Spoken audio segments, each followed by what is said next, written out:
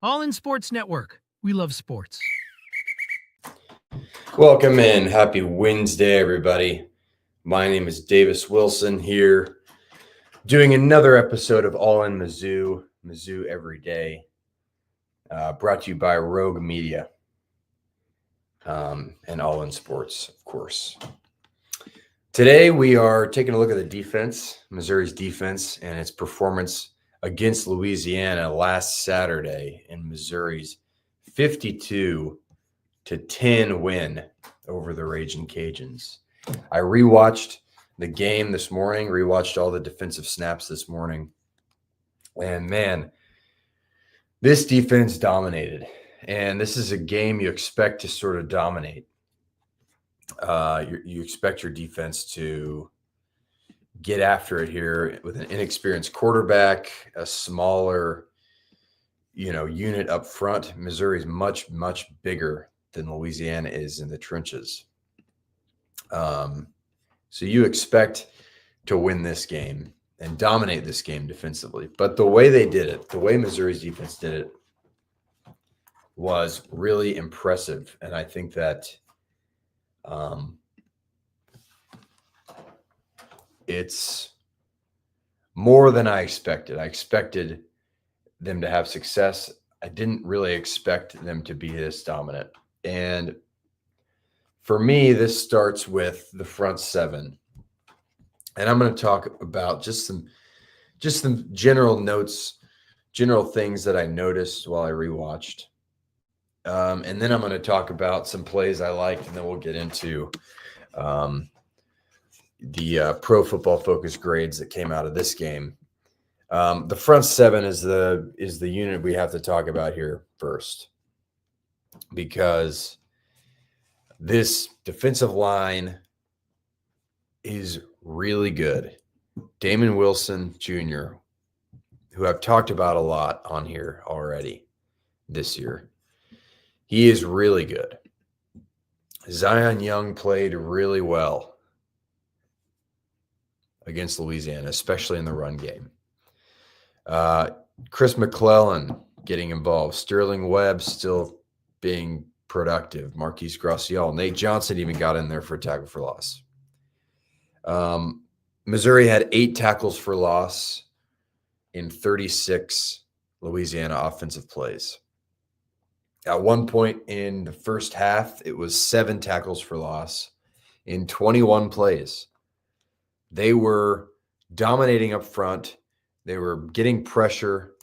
Linebackers were getting through gaps and bringing guys down in the backfield. I mean, it looked like a really, really solid team. Defense. And that's such an obvious thing to say. But I think outside of maybe Missouri's run game on offense, the defensive line, that could be the unit that is the best, or the unit that I'm most confident in. Because, man, they got some players. Damon Wilson, Zion Young, Nate Johnson, like I mentioned, Darius Smith, and your linebackers, Khalil Jacobs, Josiah Trotter. Tristan Newsom. These guys are really deep up there. Here's some notes I have just from watching this game. Redshirt freshman quarterback Daniel Beal for Louisiana. He completed his first pass of the game for 5 yards, and that was 3 seconds into the game. It was a little, easy little throw to the left sideline. Easy completion, 5 yards, 3 seconds in. He did not throw another complete pass for the other, 59 minutes and 57 seconds of game time. Not a single completion all game. A lot of that has to do with Missouri's front, getting pressure, throwing him off. He only threw the ball 8 times. But a lot of this has to do with the secondary that I thought played pretty well, particularly Drayden Norwood. I think he had a really good game. He stood out on tape for me. He allowed one catch, and it was for a loss of 1 yard. He made a really good play, got through a block. It was like a screen pass. He got through a block, and he made a tackle. He was really good. He broke up some passes. He should have intercepted one probably. I mean, it would have been a tough interception, but he was right there close to it. I thought he was really good. Zion Young, I thought was really, really good, especially stopping the run. And he got some pressure in the pass rush too, but stopping the run, he was really, really good. And I'll talk more about that in a little bit. Josiah Trotter, every game so far this year, he's made plays where I've been like, whoa, this guy is fast. He's coming in like a bullet, and he makes plays. And he made 2 plays in a row in this game, 2 tackles for losses in a row. Golly, he's good. He's really, really good. You really didn't – I talked about the secondary. I talked about Norwood, but the rest of the secondary held up pretty well. You didn't really have any instances where the secondary got beat over the top, which happened against Kansas. It happened even some against Central Arkansas. Stephen Hall was called for pass interference. They targeted him 3 times in a row, and I think it was the first quarter. The first one was a PI. The second one, a deep shot that he covered pretty well. And the third one was a nice pass breakup. So I thought even he was pretty good after giving up that PI, pass interference.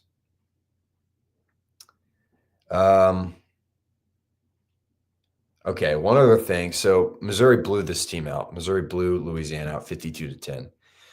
Backups came in the third quarter, and I think some of these young guys played pretty well. When you look at just, the situation, they didn't give up any points. The second and third team defense didn't give up any points. Excuse me. Dayton Hopkins got in there for tackle, young guy. Elias Williams, man, he made a big play. He had a tackle for loss. I think it was the third, fourth quarter, or he literally threw his guy off of him and just hit the running back in the backfield really hard. But yeah, I mean, this is a pretty deep team. The young guys, I like getting them opportunities to play because I think they're talented, and I think it's good when you can get these guys involved. And Missouri allowed itself to do that with this blowout. So, yes, this is a Louisiana team that Missouri was supposed to beat handedly. It was a 27-point spread. Missouri wins by 42. So easily they cover. They allowed 121 yards, 4 passing yards, 117 rushing yards, and 84 of those 117 rushing yards came on it and one run, a Zylan Perry touchdown run in the second quarter, which I'll talk about in a little bit. But that's so 121 yards. You talk about they're supposed to do this. This is a team that's supposed to dominate this game. Sure. Missouri was also supposed to dominate Central Arkansas, and they did, but they allowed 227 yards, and Central Arkansas is not as good as Louisiana. It's just not. So I think you see here this team, this unit making an improvement every week, and I don't think they're perfect, although this week was pretty damn close to being perfect. But the big run play was kind of the only mistake they made. And this Missouri defense, I'm still worried about the secondary a little bit. We'll see how that holds up. They got a test this week against South Carolina, although South Carolina's offense doesn't look any good right now. It looks really bad, actually. I'll preview the South Carolina game. I think I'll do that. Let's say Friday, maybe tomorrow. Let's say Friday for now.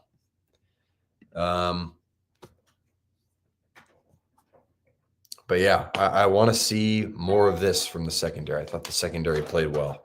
All right, let's talk about some plays that stood out to me as I watched film. The first play was a 3rd and 10 with 13 minutes and 26 seconds left in the second quarter. Missouri is up 21-0 at this point. This was the first sack of the game for Missouri. Missouri, I think, recorded 2 sacks. I think that's right, actually.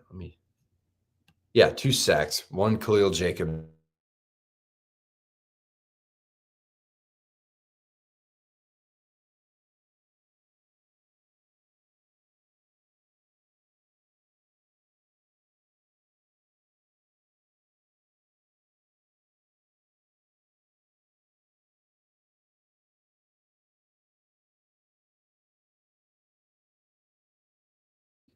So, I mean, and a lot of other times, that doesn't seem like a lot, but a lot of the other times they're showing blitz, they're acting like they're going to bring heat, and they drop back. And I just think that's pretty cool. I was trying to figure out kind of what the pattern is there. But anyway, here we are on 3rd and 10. This is one of the times they did blitz. So Missouri comes in here with a 3-man front. Typically, they've got 4-man front. They run usually a nickel, a 4-2-5 kind of thing, because you've got 5 defensive backs with that star position safety. On this play, on 3rd and 10 here, they're running a 3-man front. I think it's sort of a 3-3-5, although it could have been, more of just a nickel with a linebacker instead of on the line of scrimmage backed up.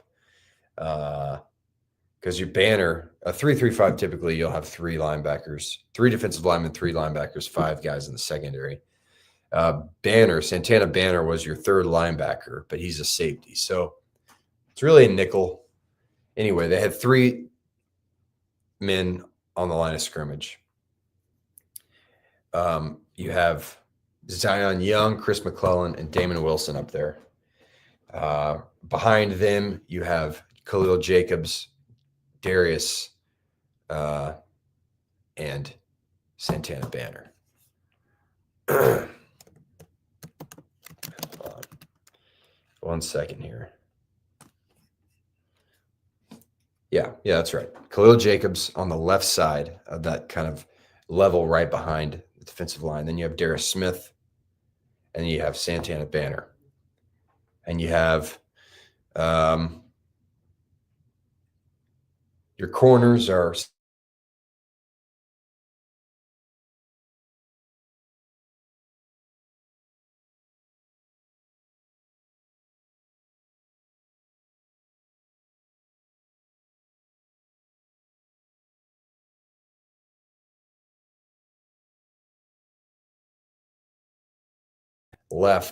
left of Chris McClellan in the middle.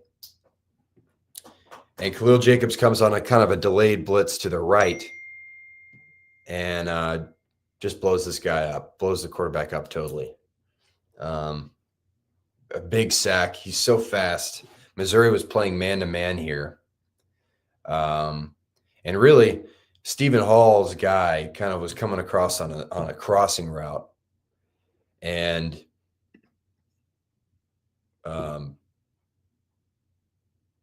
was open. But this blitz came so fast. Khalil Jacobs is so fast that it didn't matter. He brings him down for a big loss. That was a big play for Missouri. Next play, what do we have here? Oh, yeah, here we go. So this play, let me see. Yeah, so this play comes right after Bo Burbula's first interception of the season, which was a really good play by Cameron Whitfield, Louisiana's edge rusher. Drop back into coverage, pick Bo off. So Louisiana has it in plus territory pretty much for the first time all game. Missouri's defense comes on, and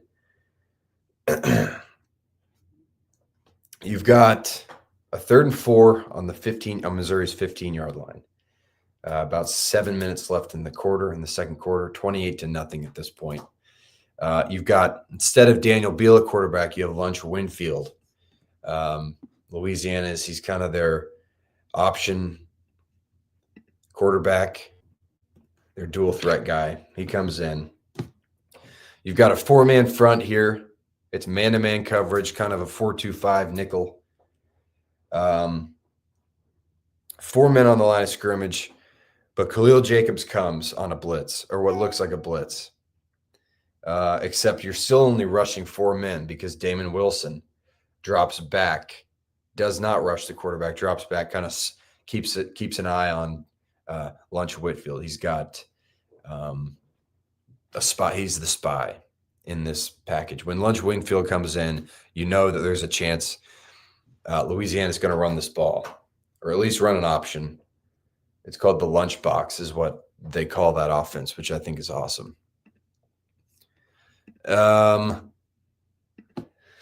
So four guys rush. Khalil Jacobs rushes. It looks like a blitz, not really technically a blitz because you're really bringing 4, but it's pressure from somewhere else than you expected. And they hand it off here. And Zion Young, man, this is one of those plays that stood out to me in the run game. He just destroyed his matchup with that right tackle or left tackle. Wasn't even close. Just completely discarded him. You can go back and watch it. It's he discards him, comes up with a tackle for loss, I think his first of 2 in the game. And he was making plays all day. I'm going to talk about another play he makes, I think, later. But Zion Young was excellent. And what he's able to do in the run game is really impressive. And this was a big play. I chose this play because it's 3rd and 4. If Louisiana gets a yard or 2, they're going to go for it. If they pick up the first down, then it's a first down. But even if they don't pick it up, but they pick up a yard or 2, they're going to go for it.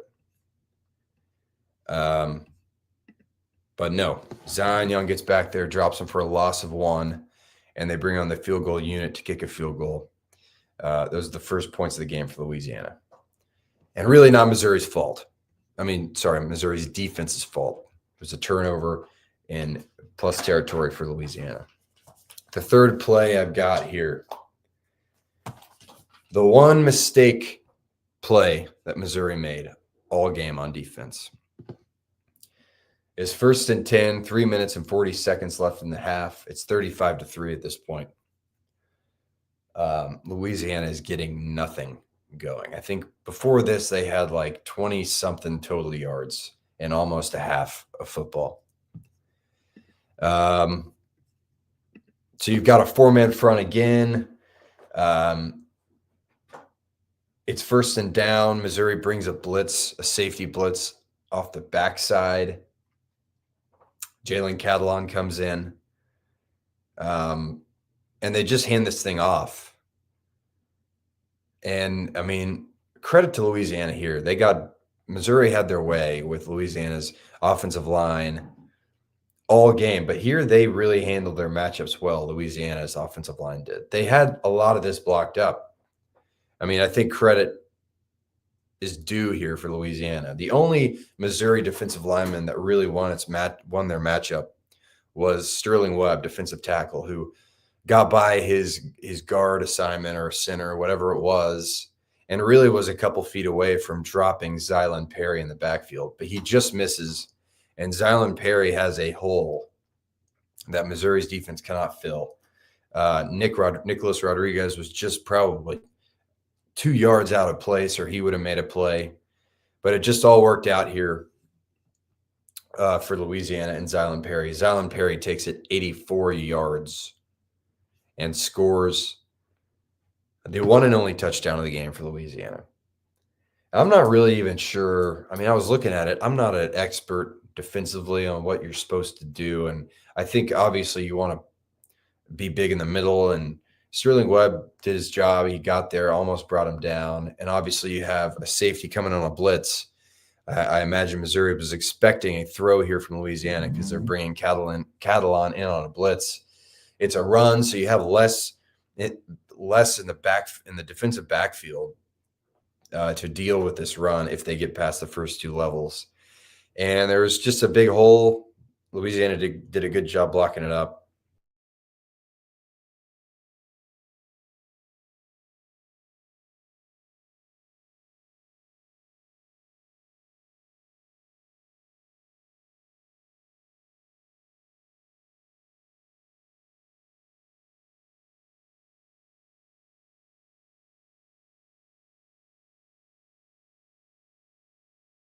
What was evident is that this team can run the ball, and they really didn't run the ball well at all in this game, except for this play. You knew at some point they were going to figure out at least one run play, and get it to work. And this is where it happened. An 84-yard touchdown. This made it 35-10.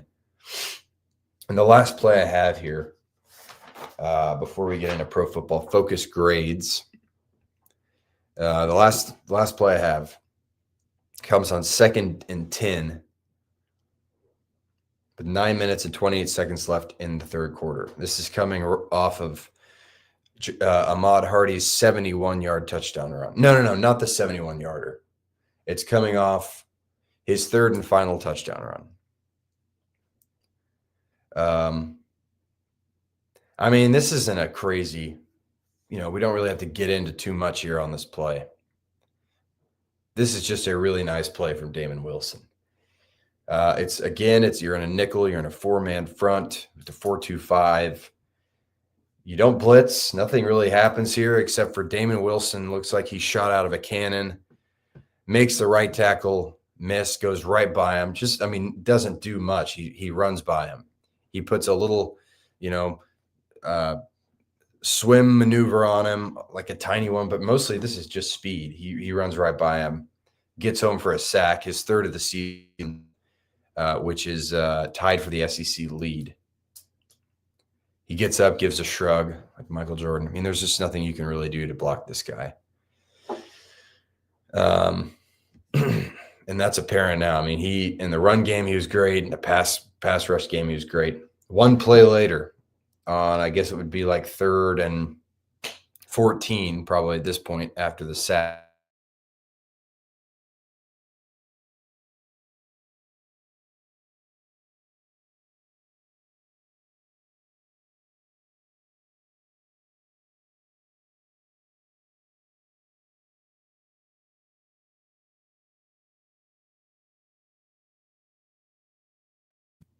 When he came to Missouri, there was a lot of hype about him. Like, oh yeah, you heard about this guy. Georgia really wanted to keep him. Georgia was really sad to see him go. Ohio State wanted him badly, and he came to Missouri. This was a huge get for Missouri. Arguably one of the biggest in the Drinkwitz era. And I think the main competition are the guys that came with him in this class, Bo Perbula, Ahmad Hardy. You also have guys, who else was a big transfer in the Drink era? Like Theo Weiss turned out to be a massive transfer. You have some guys on Zion Young, big-time transfer. Drayden Norwood's a transfer. So, Drinkwitz does a good job, but this felt different. This was like, this dude, Georgia wanted him. He was going to start at Georgia. And if he wasn't going to start at Georgia, he was going to start at Ohio State. But Missouri gets him. And I'm like, how did they know? He didn't even play that much. He got sacks against Texas when they played. I think it was in the SEC title game. He didn't play all that much. I was like, how do they? This is a lot of hype for a guy who, played in limited moments for Georgia. But, golly. He's lived up to it. He's lived up to all the hype. He's been Missouri's best defensive player, arguably Missouri's best player. That's tough to say when you got Ahmad Hardy on the other side and Bo Perbula on the other side. And even Caden Green now playing really well on that offensive line. But he's the best defender. And, man, he might be the best player on this team. I don't know. Really good. All right, let's get into Pro Football Focus before I leave you guys alone and get out of here.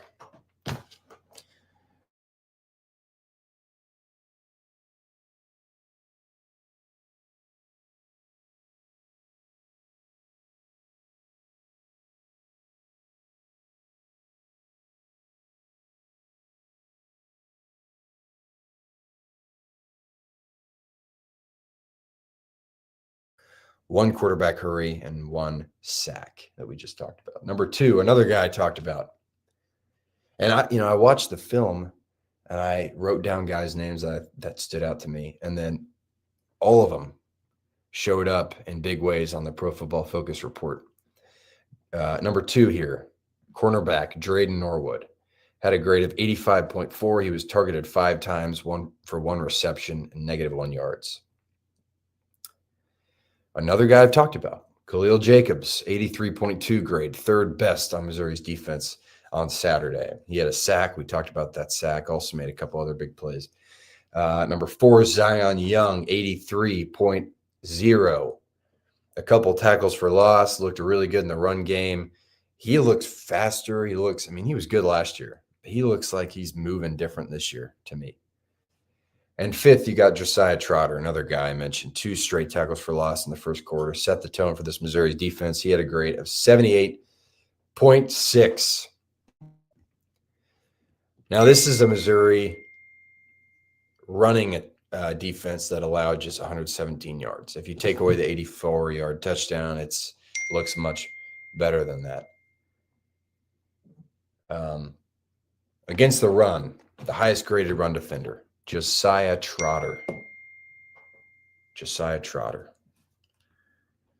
85.8 run grade, 2 tackles, 2 run stops. And here's an interesting stat that I like that I found on Pro Football Focus. Average depth of tackle. Josiah Trotter, which means, I guess, where are you tackling him on the field? How long, how much before or after the line of scrimmage are you bringing your guy down? Josiah Trotter's average depth of tackle was -1 yards.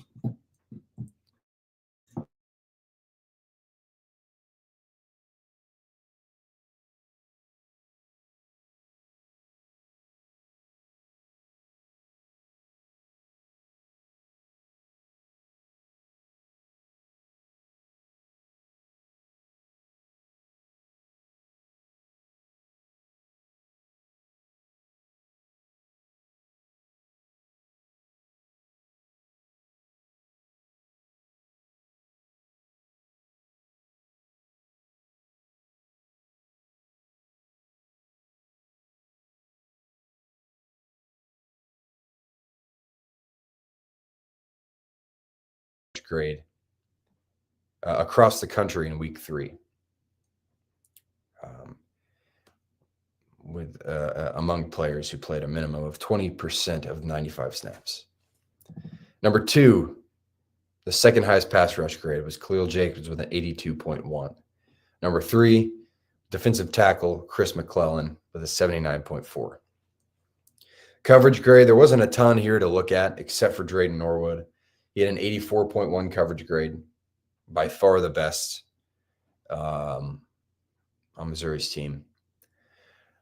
For the season, Damon Wilson is the 12th highest graded defender in the country with a 92.7 grade. Funny enough, his teammate, freshman Dante McClellan, is 11th. When you don't have any snap requirements or anything, Dante McClellan is 11th. He had that pick 6 against Central Arkansas, played a little bit in this game against Louisiana. Damon Wilson is also the 17th highest graded pass rusher with a pass rush grade of 91.9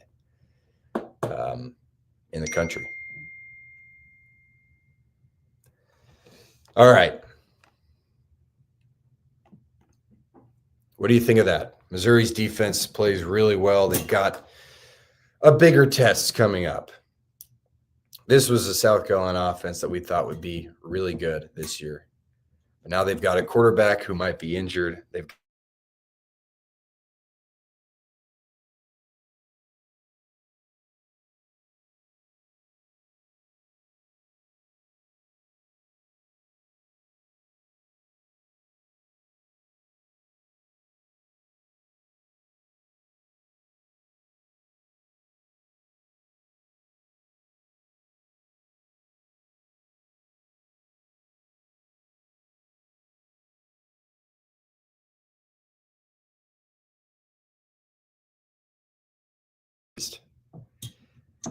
All right.